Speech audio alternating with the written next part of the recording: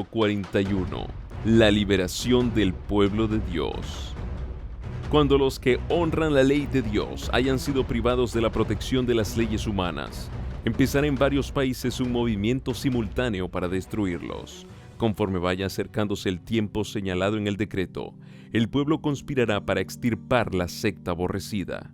Se convendrá en dar una noche el golpe decisivo que reducirá completamente al silencio la voz disidente y reprensora.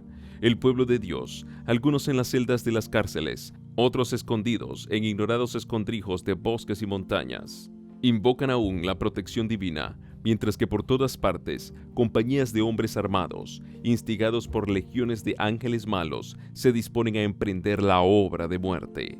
Entonces, en la hora de supremo apuro es cuando el Dios de Israel intervendrá para librar a sus escogidos. El Señor dice: vosotros tendréis canción, como en noche en que se celebra Pascua, y alegría de corazón, como el que va al monte de Jehová, al fuerte de Israel. Y Jehová hará oír su voz potente, y hará ver el descender de su brazo con furor de rostro, y llama de fuego consumidor, con dispersión, con avenida y piedra de granizo. Isaías 30, 29 y 30. Multitudes de hombres perversos profiriendo gritos de triunfo, burlas e imprecaciones, están a punto de arrojarse sobre su presa, cuando de pronto densas tinieblas, más sombrías que la oscuridad de la noche, caen sobre la tierra. Luego un arco iris, que refleja la gloria del trono de Dios, se extiende de un lado a otro del cielo y parece envolver a todos los grupos en oración. Las multitudes encolerizadas se sienten contenidas en el acto. Sus gritos de burla expiran en sus labios, olvidan el objeto de su ira sanguinaria. Con terribles presentimientos contemplan el símbolo de la alianza divina y ansían ser amparadas de su deslumbradora claridad. Los hijos de Dios oyen una voz clara y melodiosa que dice: enderezaos, y al levantar la vista al cielo, contemplan el arco de la promesa. Las nubes negras y amenazadoras que cubrían el firmamento se han desvanecido, y como Esteban, clavan la mirada en el cielo y ven la gloria de Dios y al Hijo del Hombre sentado en su trono. En su divina forma, distinguen los rastros de su humillación, y oyen brotar de sus labios la oración dirigida a su Padre y a los santos ángeles: yo quiero que aquellos también que me has dado estén conmigo en donde yo estoy. Juan 17:24. Luego se oye una voz armoniosa y triunfante que dice: helos aquí, santos, inocentes e inmaculados. Guardaron la palabra de mi paciencia y andarán entre los ángeles, y de los labios pálidos y trémulos de los que guardaron firmemente la fe, sube una aclamación de victoria. Es a medianoche cuando Dios manifiesta su poder para librar a su pueblo. Sale el sol en todo su esplendor, sucédense señales y prodigios con rapidez. Los malos miran la escena con terror y asombro, mientras los justos contemplan con gozo las señales de su liberación. La naturaleza entera parece trastornada, los ríos dejan de correr, nubes negras y pesadas se levantan y chocan unas con otras. En medio de los cielos conmovidos hay un claro de gloria indescriptible, de donde baja la voz de Dios semejante al ruido de muchas aguas, diciendo: hecho es. Apocalipsis 16, 17.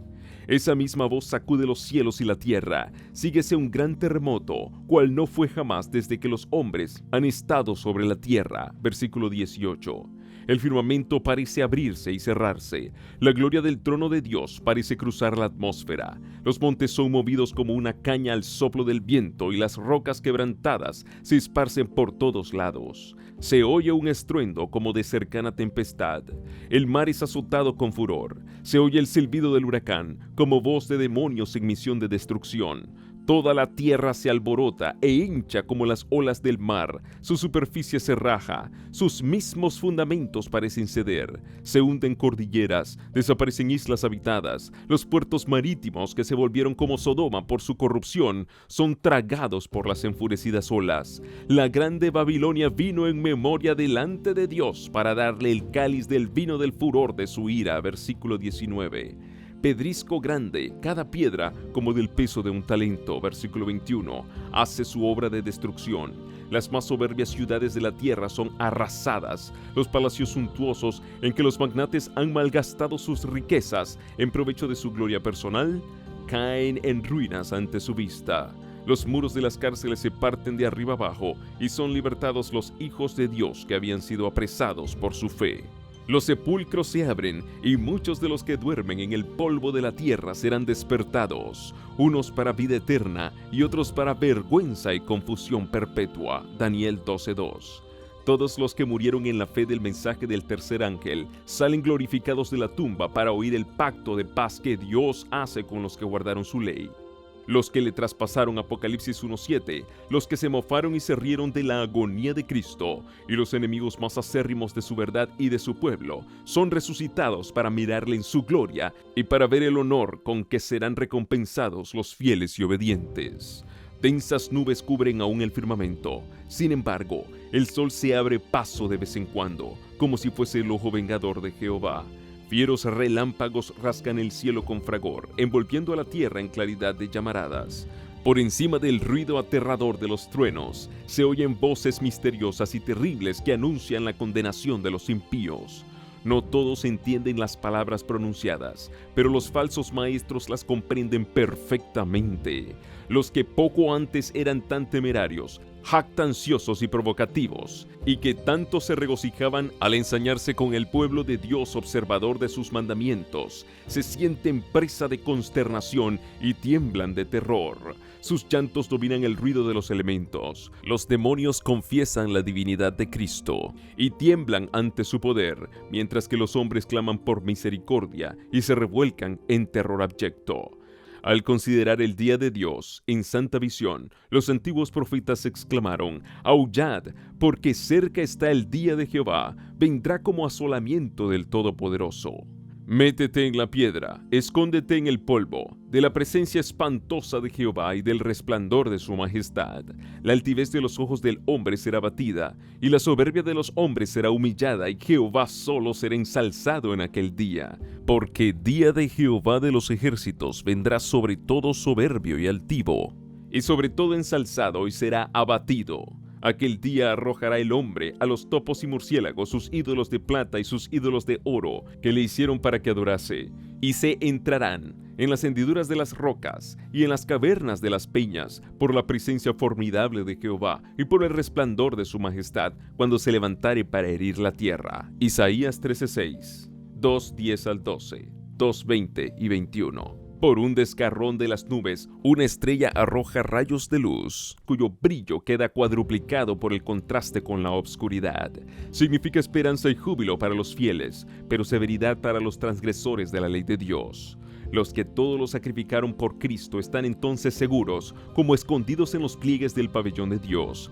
Fueron probados y ante el mundo y los despreciadores de la verdad demostraron su fidelidad a aquel que murió por ellos. Un cambio maravilloso se ha realizado en aquellos que conservaron su integridad ante la misma muerte. Han sido librados, como por ensalmo, de la sombría y terrible tiranía de los hombres vueltos demonios. Sus semblantes poco antes tan pálidos, tan llenos de ansiedad y tan macilentos, brillan ahora de admiración, fe y amor. Sus voces se elevan en canto triunfal. Dios es nuestro refugio y fortaleza. ¡Socorro! Muy bien experimentado en las angustias. Por tanto, no temeremos, aunque la tierra sea conmovida, y aunque las montañas se trasladen al centro de los mares, aunque bramen y se turben sus aguas, aunque tiemblen las montañas a causa de su bravura. Salmos 46, 1 al 3.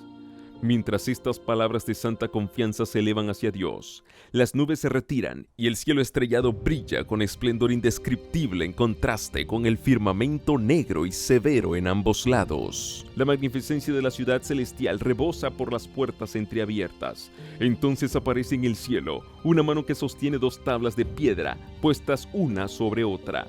El profeta dice: denunciarán los cielos su justicia, porque Dios es el juez. Salmo 56. Esta ley santa, justicia de Dios, que entre truenos y llamas fue proclamada desde el Sinaí como guía de la vida, se revela ahora a los hombres como norma del juicio. La mano abre las tablas en las cuales se ven los preceptos del decálogo inscritos como con letras de fuego. Las palabras son tan distintas que todos pueden leerlas. La memoria se despierta, las tinieblas de la superstición y de la herejía desaparecen de todos los espíritus, y las 10 palabras de Dios, breves, inteligibles y llenas de autoridad, se presentan a la vista de todos los habitantes de la tierra. Es imposible describir el horror y la desesperación de aquellos que pisotearon los santos preceptos de Dios.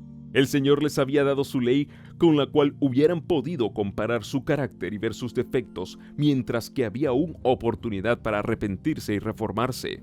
Pero con el afán de asegurarse el favor del mundo, pusieron a un lado los preceptos de la ley y enseñaron a otros a transgredirlos. Se empeñaron en obligar al pueblo de Dios a que profanase su sábado. Ahora los condena aquella misma ley que despreciaran y echan de ver que no tienen disculpa. Eligieron a quien querían servir y adorar. Entonces vosotros volveréis y echaréis de ver la diferencia que hay entre el justo y el injusto, entre aquel que sirve a Dios y aquel que no le sirve. Malaquías 3:18. Los enemigos de la ley de Dios, desde los ministros hasta el más insignificante entre ellos, adquieren un nuevo concepto de lo que es la verdad y el deber. Reconocen demasiado tarde que el día de reposo del cuarto mandamiento es el sello del Dios vivo.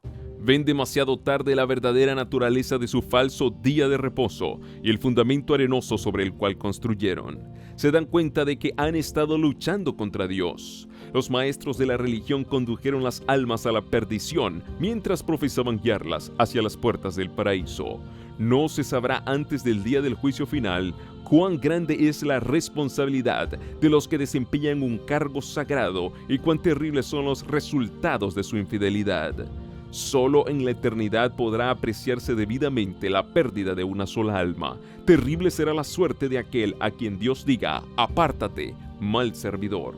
Desde el cielo se oye la voz de Dios que proclama el día y la hora de la venida de Jesús y promulga a su pueblo el pacto eterno. Sus palabras resuenan por la tierra como el estruendo de los más estrepitosos truenos. El Israel de Dios escucha con los ojos elevados al cielo. Sus semblantes se iluminan con la gloria divina y brillan cual brillara el rostro de Moisés cuando bajó del Sinaí. Los malos no los pueden mirar, y cuando la bendición es pronunciada sobre los que honraron a Dios, santificando su sábado, se oye un inmenso grito de victoria. Pronto aparece en el este una pequeña nube negra de un tamaño como la mitad de la palma de la mano. Es la nube que envuelve al Salvador y que a la distancia parece rodeada de oscuridad. El pueblo de Dios sabe que es la señal del Hijo del Hombre. En silencio solemne la contemplan mientras va acercándose a la tierra, volviéndose más luminosa y más gloriosa, hasta convertirse en una gran nube blanca, cuya base es como fuego consumidor, y sobre ella el arco iris del pacto. Jesús marcha al frente como un gran conquistador. Ya no es varón de dolores que haya de beber el amargo cáliz de la ignominia y de la maldición. Victorioso en el cielo y en la tierra, viene a juzgar a vivos y muertos. Fiel y veraz, en justicia juzga y hace guerra, y los ejércitos que están en el cielo le seguían. Apocalipsis 19, 11 y 14. Con cantos celestiales los santos ángeles, en inmensa e innumerable muchedumbre, le acompañan en el descenso. El firmamento parece lleno de formas radiantes, millones de millones y millares de millares. Ninguna pluma humana puede describir la escena, ni mente mortal alguna es capaz de concebir su esplendor. Su gloria cubre los cielos y la tierra se llena de su alabanza. También su resplandor es como el fuego. Habacuc 3, 3 y 4. A medida que va acercándose la nube viviente, todos los ojos ven al príncipe de la vida. Ninguna corona de espinas hiere ya sus sagradas sienes, ceñidas ahora por gloriosa diadema. Su rostro brilla más que la luz deslumbradora del sol de mediodía. Y en su vestidura y en su muslo tiene escrito este nombre: Rey de Reyes y Señor de Señores. Apocalipsis 19, 16.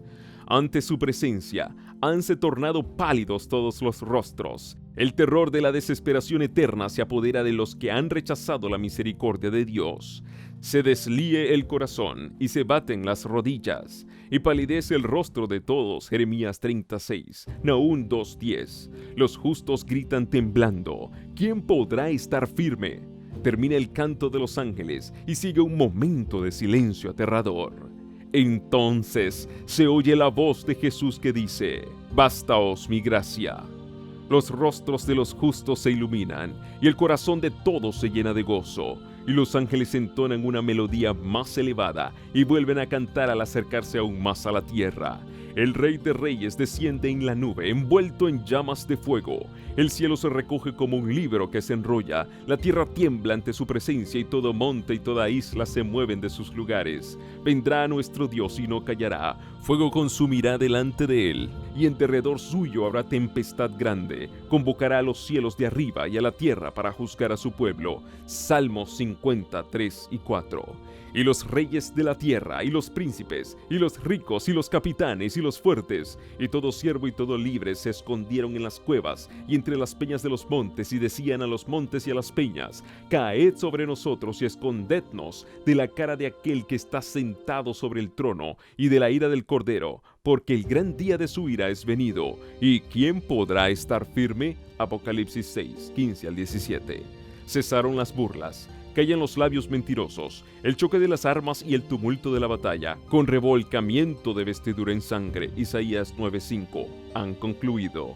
Solo se oyen ahora voces de oración, llanto y lamentación. De las bocas que se mofaban poco antes, estalla el grito: el gran día de su ira es venido. ¿Y quién podrá estar firme? Los impíos piden ser sepultados bajo las rocas de las montañas, antes que ver la cara de aquel a quien han despreciado y rechazado. Conocen esa voz que penetra hasta el oído de los muertos. ¿Cuántas veces sus tiernas y quejumbrosas modulaciones no los han llamado al arrepentimiento? ¿Cuántas veces no ha sido oída en las conmovedoras exhortaciones de un amigo, de un hermano, de un redentor? Para los que rechazaron su gracia, ninguna otra podría estar tan llena de condenación ni tan cargada de acusaciones como esta voz que tan a menudo exhortó con estas palabras: Volveos, volveos de vuestros caminos malos, pues ¿por qué moriréis? Ezequiel 33:11. Oh, si solo fuera para ellos la voz de un extraño. Jesús dice: por cuanto llamé y no quisisteis, extendí mi mano y no hubo quien escuchase. Antes desechasteis todo consejo mío y mi reprensión no quisisteis. Proverbios 1, 24 y 25. Esa voz despierta recuerdos que ellos quisieran borrar, de avisos despreciados, invitaciones rechazadas, privilegios desdeñados. Allí están los que se mofaron de Cristo en su humillación. Con fuerza penetrante acuden a su mente las palabras del varón de dolores, cuando, conjurado por el sumo sacerdote, declaró solemnemente: desde ahora habéis de ver al Hijo del Hombre sentado a la diestra de la potencia de Dios, y que viene en las nubes del cielo. Mateo 26, 64. Ahora le ven en su gloria, y deben verlo aún sentado a la diestra del poder divino. Los que pusieron en ridículo su acerto de ser el Hijo de Dios enmudecen ahora. Allí está el altivo Herodes, que se burló de su título real y mandó a los soldados escarnecedores que le coronaran. Allí están los hombres mismos que con manos impías pusieron sobre su cuerpo el manto de grana, sobre sus sagradas sienes la corona de espinas, y en su dócil mano un cetro burlesco, y se inclinaron ante él con burlas de blasfemia. Los hombres que golpearon y escupieron al príncipe de la vida tratan de evitar ahora su mirada penetrante y de huir de la gloria abrumadora de su presencia. Los que atravesaron con clavos sus manos y sus pies, los soldados que le abrieron el costado, consideran esas señales con terror y remordimiento. Los sacerdotes y los escribas recuerdan los acontecimientos del Calvario con claridad aterradora. Llenos de horror recuerdan cómo, moviendo sus cabezas con arrebato satánico, exclamaron: a otro salvó, a sí mismo no puede salvar. Si es el Rey de Israel, descienda ahora de la cruz y creeremos en él. Confió en Dios, líbrele ahora si le quiere. Mateo 27, 42 y 43. Recuerdan a lo vivo la parábola de los labradores que se negaron a entregar a su señor los frutos de la viña, que maltrataron a sus siervos y mataron a su hijo. También recuerdan la sentencia que ellos mismos pronunciaron: a los malos destruirá miserablemente el Señor de la viña. Los sacerdotes y escribas ven en el pecado y en el castigo de aquellos malos labradores su propia conducta y su propia inmerecida suerte, y entonces se levanta un grito de agonía mortal, más fuerte que los gritos de sea crucificado, que resonaron por las calles de Jerusalén. Estalla el clamor terrible y desesperado: es el Hijo de Dios, el verdadero Mesías. Tratan de huir de la presencia del Rey de Reyes. En vano tratan de esconderse en las hondas cuevas de la tierra desgarrada por la conmoción de los elementos. En la vida de todos los que rechazan la verdad, hay momentos en que la conciencia se despierta, en que la memoria evoca el recuerdo aterrador de una vida de hipocresía y el alma se siente atormentada de vanos pesares. Mas, ¿qué es eso comparado con el remordimiento que se experimentará aquel día cuando viniere cual huracán vuestro espanto y vuestra calamidad como torbellino? Proverbios 1:27. Los que habrían querido matar a Cristo y a su pueblo fiel son ahora testigos de la gloria que descansa sobre ellos. En medio de su terror, oyen las voces de los santos que exclaman en unánime júbilo: He aquí, este es nuestro Dios, le hemos esperado y nos salvará. Isaías 25:9. Entre las oscilaciones de la tierra, las llamaradas de los relámpagos y el fragor de los truenos, el Hijo de Dios llama a la vida a los santos dormidos. Dirige una mirada a las tumbas de los justos y levantando luego las manos al cielo exclama: Despertaos, despertaos, despertaos los que dormís en el polvo y levantaos. Por toda la superficie de la tierra los muertos oirán esa voz, y los que la oigan vivirán, y toda la tierra repercutirá bajo las pisadas de la multitud extraordinaria de todas las naciones, tribus, lenguas y pueblos. De la prisión de la muerte sale revestida de gloria inmortal gritando: ¿Dónde está, oh muerte, tu aguijón? ¿Dónde, oh sepulcro, tu victoria? 1 Corintios 15:55. Y los justos vivos unen sus voces a las de los santos resucitados en prolongada y alegre aclamación de victoria. Todos salen de sus tumbas de igual estatura que cuando en ellas fueran depositados. Adán, que se encuentra entre la multitud resucitada, es de soberbia altura y formas majestuosas, de porte poco inferior al del Hijo de Dios. Presenta un contraste notable con los hombres de las generaciones posteriores. En este respecto se nota la gran degeneración de la raza humana, pero todos se levantan con la lozanía y el vigor de eterna juventud. Al principio, el hombre fue creado a la semejanza de Dios, no solo en carácter, sino también en lo que se refiere a la forma y a la fisionomía. El pecado borró e hizo desaparecer casi por completo la imagen divina, pero Cristo vino a restaurar lo que se había malogrado. Él transformará nuestros cuerpos viles y los hará semejantes a la imagen de su cuerpo glorioso. La forma mortal y corruptible, desprovista de gracia, manchada en otro tiempo por el pecado, se vuelve perfecta, hermosa e inmortal. Todas las imperfecciones y deformidades quedan en la tumba, reintegrados en su derecho al árbol de la vida. En el desde tanto tiempo perdido Edén, los redimidos crecerán hasta alcanzar la estatura perfecta de la raza humana en su gloria primitiva. Las últimas señales de la maldición del pecado serán quitadas, y los fieles discípulos de Cristo aparecerán en la hermosura de Jehová nuestro Dios, reflejando en espíritu, cuerpo y alma la imagen perfecta de su Señor. Oh maravillosa redención, tan descrita y tan esperada, contemplada con anticipación febril, pero jamás enteramente comprendida. Los justos vivos son mudados en un momento, en un abrir de ojo, a la voz de Dios fueron glorificados, ahora son hechos inmortales y juntamente con los santos resucitados, son arrebatados para recibir a Cristo su Señor en los aires. Los ángeles juntarán sus escogidos de los cuatro vientos, de un cabo del cielo hasta el otro. Santos ángeles llevan niñitos a los brazos de sus madres. Amigos a quienes la muerte tenía separados desde largo tiempo, se reúnen para no separarse jamás, y con cantos de alegría suben juntos a la ciudad de Dios. En cada lado del carro nebuloso hay alas, y debajo de ellas ruedas vivientes, y mientras el carro asciende las ruedas gritan, Santo, y las alas al moverse gritan, Santo, y el cortejo de los ángeles exclama, Santo, Santo, Santo es el Señor Dios, el Todopoderoso. Y los redimidos exclaman, Aleluya, mientras el carro se adelanta hacia la Nueva Jerusalén. Antes de entrar en la ciudad de Dios, el Salvador confiere a sus discípulos los emblemas de la victoria y los cubre con las insignias de su dignidad real. Las huestes resplandecientes son dispuestas en forma de un cuadrado hueco en derredor de su rey, cuya majestuosa estatura sobrepasa en mucho a la de los santos y de los ángeles, y cuyo rostro irradia amor benigno sobre ellos. De un cabo a otro de la innumerable hueste de los redimidos, toda mirada está fija en él. Todo ojo contempla la gloria de aquel cuyo aspecto fue desfigurado, más que el de cualquier hombre, y su forma más que la de los hijos de Adán. Sobre la cabeza de los vencedores, Jesús coloca con su propia diestra la corona de gloria. Cada cual recibe una corona que lleva su propio nombre nuevo, Apocalipsis 2:17, y la inscripción Santidad a Jehová. A todos se les pone en la mano la palma de la victoria y el arpa brillante. Luego que los ángeles que mandan dan la nota, todas las manos tocan con maestría las cuerdas de las arpas, produciendo dulce música en ricos y melodiosos acordes. Dicha indecible estremece todos los corazones, y cada voz se eleva en alabanzas de agradecimiento al que nos amó y nos ha lavado de nuestros pecados con su sangre, y nos ha hecho reyes y sacerdotes para Dios y su Padre. A Él sea gloria e imperio para siempre jamás. Apocalipsis 1, 5 y 6. Delante de la multitud de los redimidos se encuentra la ciudad santa. Jesús abre ampliamente las puertas de perla, y entran por ellas las naciones que guardaron la verdad.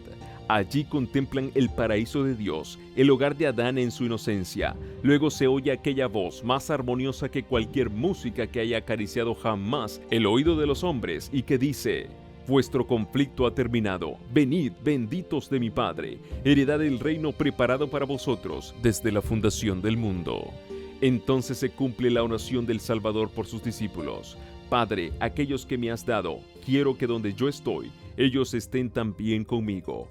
A aquellos a quienes rescató con su sangre, Cristo los presenta al Padre, delante de su gloria, irreprensibles, con grande alegría, Judas 24, diciendo: heme aquí a mí, y a los hijos que me diste.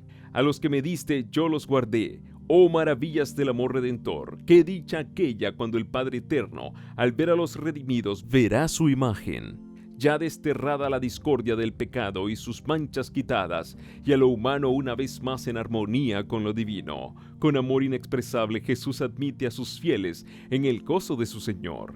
El Salvador se regocija al ver en el reino de gloria las almas que fueron salvadas por su agonía y humillación. Y los redimidos participarán de este gozo, al contemplar entre los bienvenidos a aquellos a quienes ganaron para Cristo por sus oraciones, sus trabajos y sacrificios de amor.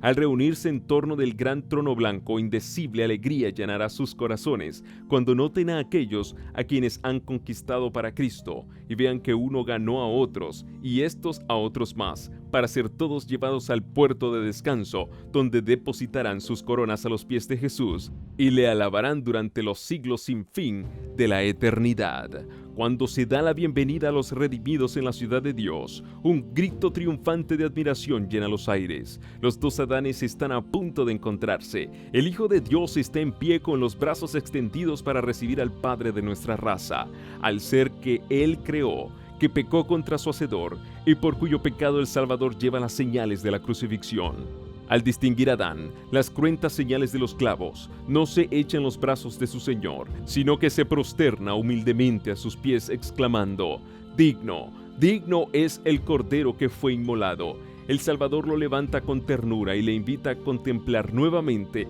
la morada edénica de la cual ha estado desterrado por tanto tiempo.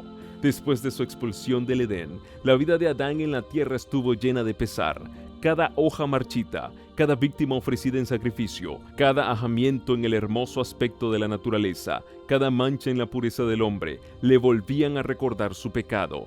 Terrible fue la agonía del remordimiento cuando notó que aumentaba la iniquidad y que en contestación a sus advertencias se le tachaba de ser él mismo causa del pecado. Con paciencia y humildad soportó por cerca de 1000 años el castigo de su transgresión.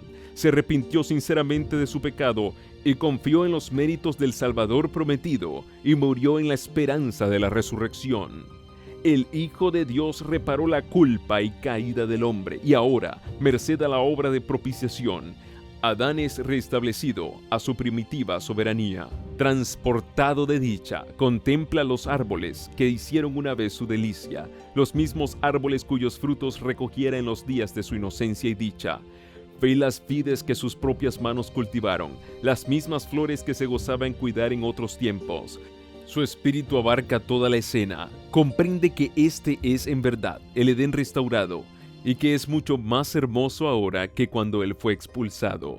El Salvador le lleva al árbol de la vida, toma su fruto glorioso y se lo ofrece para comer. Adán mira en torno suyo y nota a una multitud de los redimidos de su familia que se encuentra en el paraíso de Dios.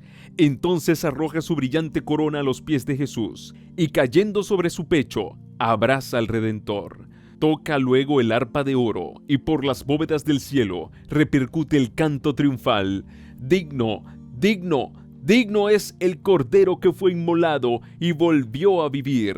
La familia de Adán repite los acordes y arroja sus coronas a los pies del Salvador, inclinándose ante él en adoración. Presencian esta reunión los ángeles que lloraron por la caída de Adán y se regocijaron cuando Jesús, una vez resucitado, ascendió al cielo después de haber abierto el sepulcro para todos aquellos que creyesen en su nombre.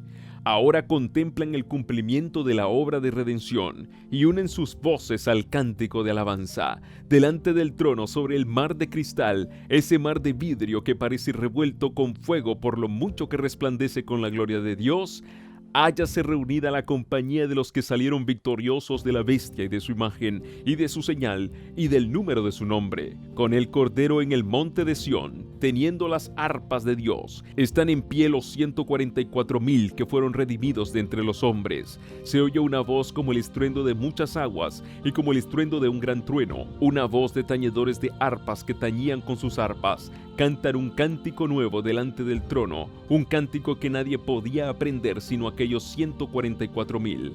Es el cántico de Moisés y del Cordero, un canto de liberación. Ninguno sino los 144,000 pueden aprender aquel cántico, pues es el cántico de su experiencia, una experiencia que ninguna otra compañía ha conocido jamás. Son estos los que siguen al Cordero por donde quiera que fuere. Habiendo sido trasladados de la tierra, de entre los vivos, son contados por primicias para Dios y para el Cordero. Apocalipsis 15, 2 y 3, 14, 1 al 5. Estos son los que han venido de grande tribulación, han pasado por el tiempo de angustia, cual nunca ha sido desde que ha habido nación. Han sentido la angustia del tiempo de la aflicción de Jacob, han estado sin intercesor durante el derramamiento final de los juicios de Dios, pero han sido librados, pues han lavado sus ropas y las han emblanquecido en la sangre del Cordero. En sus bocas no ha sido hallado engaño, están sin mácula delante de Dios, por esto están delante del trono de Dios y le sirven día y noche en su templo, y el que está sentado sobre el trono tenderá su pabellón sobre ellos. Apocalipsis 7, 14 y 15. Han visto la tierra asolada con hambre y pestilencia, al sol que tenía el poder de quemar a los hombres con un intenso calor. Y ellos mismos han soportado padecimientos, hambre y sed. Pero no tendrán más hambre ni sed, y el sol no caerá sobre ellos, ni ningún otro calor.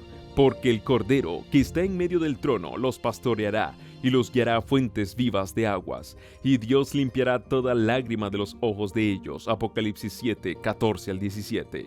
En todo tiempo, los elegidos del Señor fueron educados y disciplinados en la escuela de la prueba. Anduvieron en los senderos angostos de la tierra, fueron purificados en el horno de la aflicción. Por causa de Jesús sufrieron oposición, odio y calumnias. Le siguieron a través de luchas dolorosas, se negaron a sí mismos y experimentaron amargos desengaños. Por su propia dolorosa experiencia conocieron los males del pecado, su poder, la culpabilidad que entraña y su maldición, y lo miran con horror.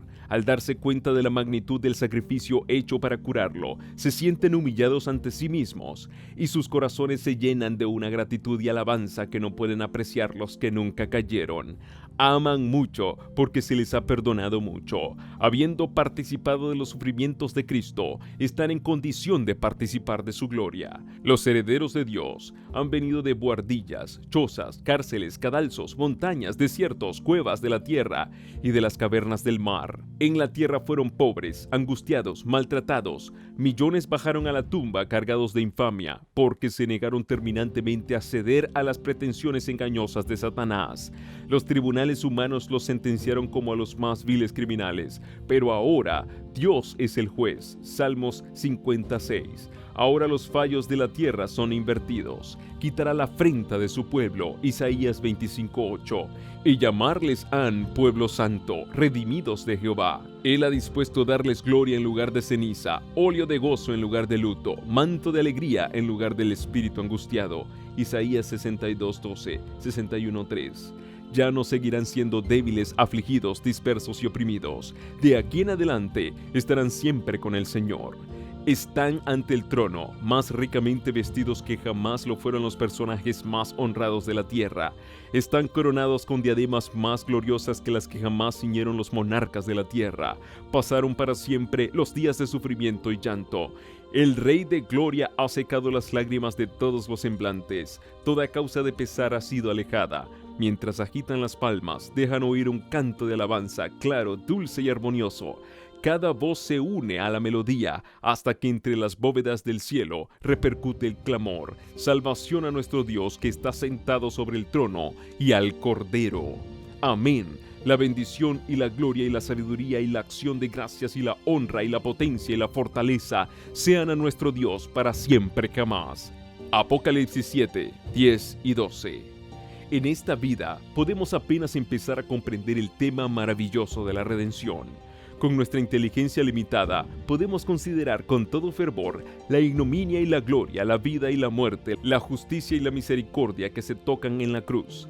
Pero ni con la mayor tensión de nuestras facultades mentales llegamos a comprender todo su significado. La largura y anchura, la profundidad y altura del amor redentor se comprenden tan solo confusamente. El plan de la redención no se entenderá por completo ni siquiera cuando los rescatados vean cómo serán vistos ellos mismos y conozcan cómo serán conocidos. Pero a través de las edades sin fin, nuevas verdades se desplegarán continuamente ante la mente admirada y deleitada. Aunque las aflicciones, las penas y las tentaciones terrenales hayan concluido, y aunque la causa de ellas haya sido suprimida, el pueblo de Dios tendrá siempre un conocimiento claro e inteligente de lo que costó su salvación. La cruz de Cristo será la ciencia y el canto de los redimidos durante toda la eternidad. En el Cristo glorificado contemplarán al Cristo crucificado. Nunca olvidarán que aquel cuyo poder creó los mundos innumerables y los sostiene a través de la inmensidad del espacio, el amado de Dios, la majestad del cielo, aquel a quien los querubines y los serafines resplandecientes se deleitan en adorar, que se humilló para levantar al hombre caído, que llevó la culpa y el oprobio del pecado y sintió el ocultamiento del rostro de su Padre, hasta que la maldición de un mundo perdido quebrantó su corazón y le arrancó la vida en la cruz del Calvario. El hecho de que el hacedor de todos los mundos, el árbitro de todos los destinos, dejase su gloria y se humillase por amor al hombre, despertará eternamente la admiración y adoración del universo. Cuando las naciones de los salvos miren a su Redentor y vean la gloria eterna del Padre brillar en su rostro, cuando contemplen su rostro, que es desde la eternidad hasta la eternidad, y sepan que su reino no tendrá fin, entonces prorrumpirán en un cántico de júbilo. Digno es el Cordero que fue inmolado y nos ha redimido para Dios con su propia preciosísima sangre. El misterio de la cruz explica todos los demás misterios. A la luz que irradia del Calvario, los atributos de Dios que nos llenaban de terror respetuoso nos resultan hermosos y atractivos. Se ve que la misericordia, la compasión y el amor paternal se unen a la santidad, la justicia y el poder.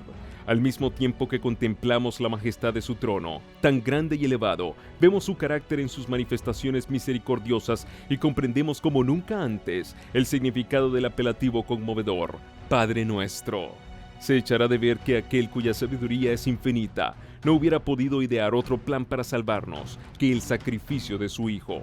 La compensación de este sacrificio es la dicha de poblar la tierra con seres rescatados, santos, felices e inmortales. El resultado de la lucha del Salvador contra las potestades de las tinieblas es la dicha de los redimidos, la cual contribuirá a la gloria de Dios por toda la eternidad. Y tal es el valor del alma, que el Padre está satisfecho con el precio pagado, y Cristo mismo, al considerar los resultados de su gran sacrificio, no lo está menos.